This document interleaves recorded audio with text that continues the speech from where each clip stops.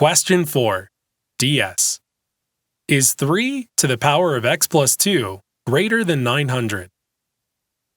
Condition 1. 3 to the power of x plus 1 is less than 3,000. Condition 2. 3 to the power of x equals 10 plus 3 to the power of x minus 2. Solution. Now we will solve this DS question using the variable approach. Tip 5 says that for an inequality question, any condition that contains an equation is likely to be the answer. Let's apply the 3 steps suggested previously. Follow the first step of the variable approach by modifying and rechecking the original condition and the question. We have to find out whether 3 to the power of x plus 2 is greater than 900. Let's look at the information from the original condition. We can say from the word than in the question that we are dealing with inequality. Condition 1 deals with inequality, while condition 2 deals with an equation, and consequently, B should be the answer as per case 2 of tip 5. The answer to this question will be in terms of a unique value of yes or no, and therefore, we apply CMT 1 to this question. But let's use the variable approach to solve this DS. We can modify the question and get 3 to the power of x plus 2 is greater than 900. Using the exponent rules, we get 3 squared times 3 to the power of x is greater than 900, or 9 times 3 to the power of x is greater than 900, or 3 to the power of x is greater than 100. Now, 3 to the 4th power equals 81, and 3 to the 5th power is greater than 100. So, the question can be modified as, is x greater than 4 if x is an integer? You can use tip 5 when you don't have enough time to apply the variable approach, or when you can't find the variables in the equations. You can also use it when you don't want to calculate the answer. Won't this be useful when it comes time to write the GMAT yourself? Follow the second and third steps. From the original condition, we have one variable, x. To match the number of variables with the number of equations, we need one equation. Since conditions 1 and 2 will provide one equation each, D would most likely be the answer.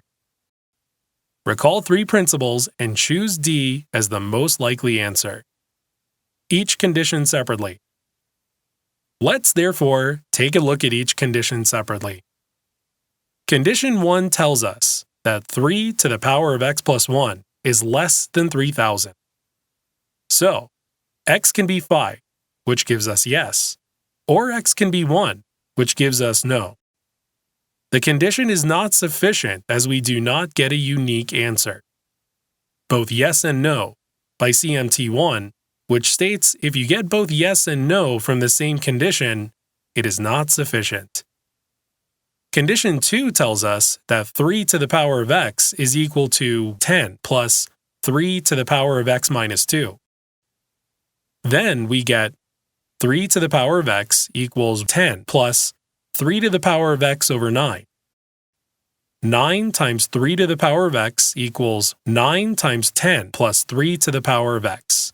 That is, 9 times 3 to the power of x minus 3 to the power of x equals 90. Factoring out 3 to the power of x, we get 3 to the power of x times 9 minus 1 equals 90, or 8 times 3 to the power of x equals 90. So, 3 to the power of x equals 90 over 8, which equals 11.25, and x is surely less than 3, as 3 cubed is 27. If x is less than 3, then 3 to the power of x plus 2 is less than 3 to the power of 3 plus 2, which equals 3 to the 5th power, which equals 243. So, the condition is sufficient as we get a unique answer no by CMT 1, which means that the answer should be in terms of a unique yes or no. This is a precise solution based on the variable approach. Also, like case 2 of tip 5. DS, original condition, Q, greater than 900. Condition 1, than, less than. Condition 2 is, equals. Then B is the most likely answer. That's right. This is how you can use tip 5. It is a lot easier than working through the entire question. Condition 2 alone is sufficient. So, B is the correct answer.